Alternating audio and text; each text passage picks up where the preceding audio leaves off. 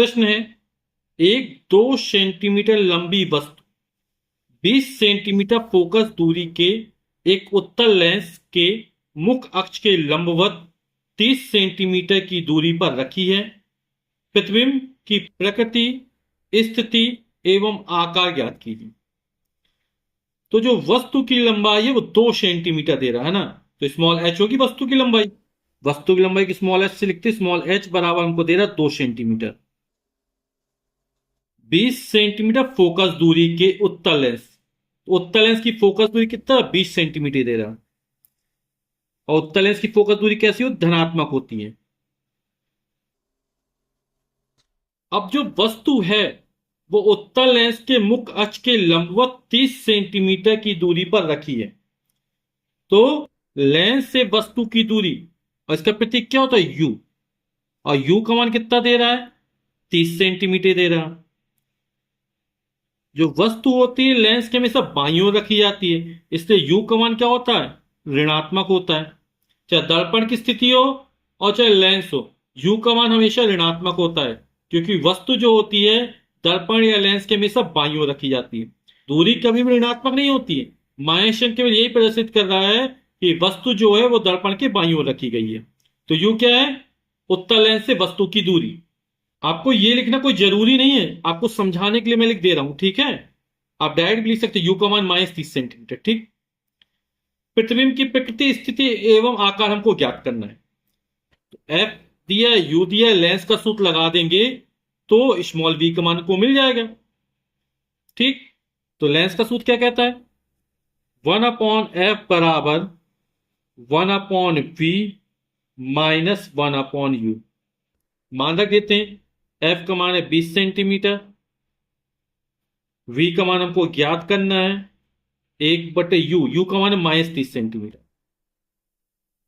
Minus minus plus हो जाएगा, तो हो जाएगा 1/20 बराबर 1/v प्लस 1/30।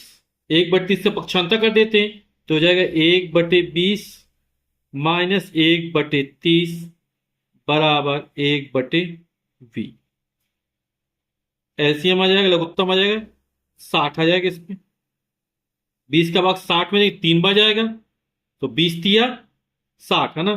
3 का अंश में गुणा कर दें, 3 एकम 3, माइनस था माइनस लगाया। 30 का भाग 60 में 30 दूनी 60, 2 बार गया, 2 का 1 में गुणा कर देंगे, 2 एकम 2 बराबर 1/v। 3 में से 2 घटेगा कितना, 1 आ जाएगा, 1/60 बराबर 1/v। क्रॉस मल्टीप्लाई कर देंगे, v एकम v, 60 एकम 60, तो v का मान निकाला है 60 सेंटीमीटर। यानी लेंस से जो प्रतिबिंब की दूरी है वो 60 सेंटीमीटर है। यानी लेंस से 60 सेंटीमीटर की दूरी पर प्रतिबिंब बन रहा है। अब प्रतिबिंब कितने आकार का बन रहा है, तो रेखीय आवर्धन का सूत्र लगा देते हैं। और रेखीय आवर्धन स्मॉल एम बराबर क्या होता है, किसी लेंस का आवर्धन प्रतिबिंब की लंबाई और वस्तु की लंबाई के अनुपात को कहते हैं। तो स्मॉल एम बराबर तो प्रतिबिंब की ऊंचाई एच डैश से लिखा बटे वस्तु की ऊंचाई एच, और ये वाला v/u होता है ना। मान रख दिया, एच डैश का मान हमें ज्ञात करना है। वस्तु की ऊंचाई कितनी दी गई हमको, 2 सेंटीमीटर दी गई है ना। v का मान हमने 60 सेंटीमीटर निकाला और u का मान दिया -30 सेंटीमीटर।